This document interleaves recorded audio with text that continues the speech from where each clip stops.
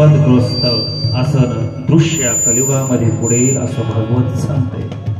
कोणी कोणी मानायला तयार राहणार नाही। आणि एवढंच नाही, पुढे जाऊन भागवतांनी सांगितलं, ऐका लक्ष द्या माऊल्यांनो, पुढे जाऊन भागवतांनी काय सांगितलेलं या कलियुगामध्ये काय होईल की तरुणी प्रभुता गे हे शालोको बुद्धिदायकः कन्या विक्रयेन लोभात पंतिनम चकल्कणम। की भागवताने सांगितलेलं आहे की कलियुगामध्ये तरुणी प्रभुता गे हे घराघरात स्त्रियांची सत्ता चालणार आहे। चालते का नाही? आपण मी नाही सांगत हा, माझ्या मनाचे भागवत सांगते। घराघरामध्ये स्त्रियांची सत्ता चालणार आहे। आणि शालोको बुद्धिदायकः पत्नीचा भाऊ सल्लागार होणार, हे भागवताने सांगितलं बरं का त्या काळामध्ये, मी नाही सांगत। श्लोक आहे काय? शालोको बुद्धिदायक, पत्नीचा भाऊ सल्ला देईल, पतीचा नाही। आहे का आताच्या काळामध्ये असं? का खोटं सांगते भागवत? आपल्या भावाचा सल्ला नक्की घ्या, पण कधी हे जर लयजिम खेळत असेल तर, हे जर धोरणात नसेल, पत्ते खेळायला जात असेल, नक्की तुम्ही सल्ला घ्या, माझा विरोध नाही। पण पती जर आपला धर्मवान असेल, नीतिमंत असेल, तर त्याचा अगोदर सल्ला घ्या, हे भागवत सांगते।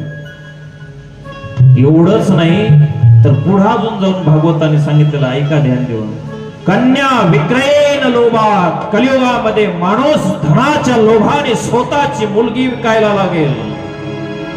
आज तो काळ आलेला आहे, लक्षात घ्या। हे त्यावेळेस भागवतात सांगितलंय। आजचा माणूस 10 लाख रुपये घेऊन स्वतःची मुलगी कोण्या तरी घरी देतो। खरं सांगा, आजची परिस्थिती आहे का? आहे का? त्याला कन्यादान नाही म्हणत। तुम्ही त्या मुलीला सोनं नाणं करा सज्जन हो मावल्यांनो, पैसा द्या, फुकट लग्न लावून द्या, परंतु लोभाने मुलीचा पैसा घेऊ नका, नरकात सुद्धा जागा मिळणार नाही, लक्षात ठेवा। हे भागवताने सांगितलेलं, मी नाही सांगत। आज आम्हाला कोणी मुली मिळत नाही, कोणी 10 लाख द्यायला लागलं तर आम्ही कुठेही मुलगी देतो। तुला का भीक लागली? कन्या विक्रय करू लागलेले आहेत। कन्या विक्रयेन लोभात दम पंतिनम चकल्कणम। या कलियुगामध्ये पती पत्नीचं प्रेम राहणार नाही, भांडण होणार, हे भागवताने सांगितलेले। होतंय का नाही भांडण?